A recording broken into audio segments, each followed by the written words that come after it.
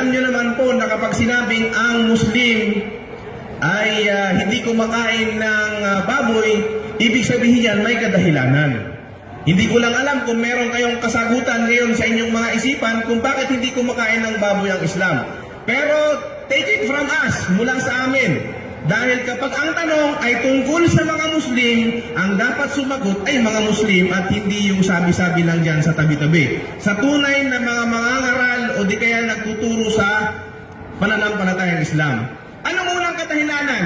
Way back 1,400 years ago, panahon ni Muhammad, sinabi na noon pa na bawal kumain ng baboy. Sinabi ni Allah sa Quran, sinabi ni Allah subhanahu wa ta'ala sa Quran, at ipinagbawal sa inyo ang dugo at ang laman ng baboy. Pinagbabawal po yun. So ang unang kadahilanan kung bakit ang mga Muslim hindi kumakain ng baboy sapagkat ang baboy ay ipinagbawal kainin ng tagapaglikha. Na kung saan ang tagapaglikha, siya ang nakakaalam at higit na nakakaalam kung ano ang makabubuti at kung anong makasasama sa katawan natin. Pangalawa, sapagkat ito ay ipinag-utos din ni Propeta Muhammad na huwag kainin ng baboy. Ganun lang naman kasimple sa Islam. Pag hindi namin nalaman ang wisdom behind kung bakit hindi dapat gawin, sasabihin lang namin kasi inutos ni Allah at siya ang higit na nakakaalam at inutos ni Propeta Muhammad sallallahu alaihi wasallam. Yun pang ibig sabihin nun. Ngayon, balikan natin yung wisdom behind kung bakit hindi kumakain ng baboy ang mga Muslim. Una, sapagkat ang baboy sa makabagong teknolohiya ngayon na natuklasan na meron po ang baboy tinatawag na trichina worm.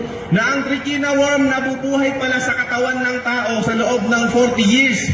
At ang trichina worm na ito ay nabubuhay sa katawan ng tao at nagsasanhi ng napakaraming sakit.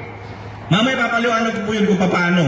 Pangalawa, sa wisdom behind, ang baboy po ang may pinaka masamang uri ng kolesterol sapagkat ang lahat naman ng taba o mga hayop na kung saan pwedeng kainin o hindi pwedeng kainin, meron silang mga kolesterol na tinatawag.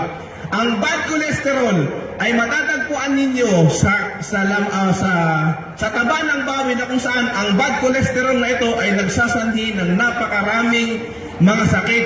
Kapag ang isang tao pumunta, matanda na sa ospital, pagbalik niya, ang i-advise sa kanya ng doktor ay huwag kumain ng masyadong matataba. Bakit? Sapagkat ito ay masama sa kanyang kalusugan. Ang bad cholesterol ay nagsasanhi ng napakaraming sakit sa katawan. Kita nyo pag ang taba ng baboy kapag siya ay nanamigan nasa ibabaw at napakakapal, namumuti. Di ba? So ano pa? Ang kadahilanan kung bakit kami hindi kumakain ng baboy sapagkat pangalan pa lang, hindi ka napapayag na pangalan sa iyo ang baboy. Di ba? Marami kang makikita restaurant. Di ba? Manukan ni ganito o di kaya bakahan ni aling ganito. Pero sa pangalan, hindi ka makakita ng restaurant papangalanan babuyan ni... Kasi pangalan pa lang baboy na. So yun po yung kadahilanan mga kababayan. Take it from us sapagkat ang Islam ay nandoon na sa panahon ni Propeta Muhammad. Wala pang mga makabagong teknolohiya. Ito ay nagpapatunay sa pagiging makatotohanan ng relihiyong Islam. Sapagkat kung sana ang baboy, gaya ng sinasabi nila, bakit ibinagbawal? Masarap naman, di ba? Kung wala sana itong makakasamang dulot, hindi sana hindi pinagbawal ng Islam.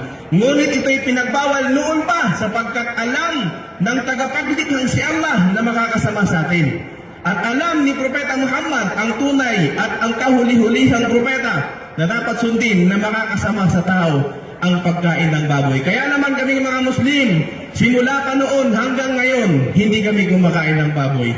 At sana, para rin sa inyong sariling kalusugan, huwag na rin kayong kumain ng baboy. So maraming salamat at magandang gabi sa inyong lahat.